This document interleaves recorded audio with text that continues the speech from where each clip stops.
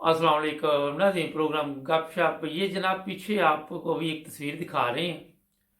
ये पाक फ़ौज की गाड़ी है। पाक फ़ौज जिस पे पूरी कौम को मान है कि जनाब हमारी फ़ौज है, बड़ी खिदमतकारी हमारी। ये स्पेशल गाड़ी गई है और वहाँ से बेगम साहबा का सूट लेके आई है।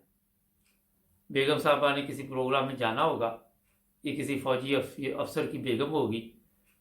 कोई सिपाही की बेगम की तो इतनी तफीक नहीं, ना इतनी औकात है।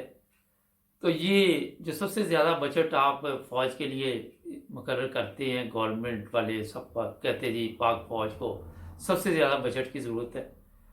तो ये पेट्रोल महंगा है, सस्ता है, कुछ भी है, कोई फ़र्क नहीं पड़ता। खुद अंदाज़ा लगाएं कि जो फ़ौजी जवान हैं वो तो कुर्बानियाँ दे रहे हैं, जो बड़े बड़े ऑफिसर हैं वो पिकनिक मना रहे हैं।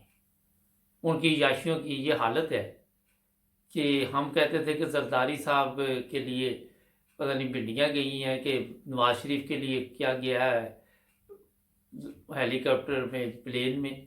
मगर यहाँ भी आप अंदाज़ा लगाए कि इस मुल्क को किस किस ने नहीं नुकसान पहुँचाया।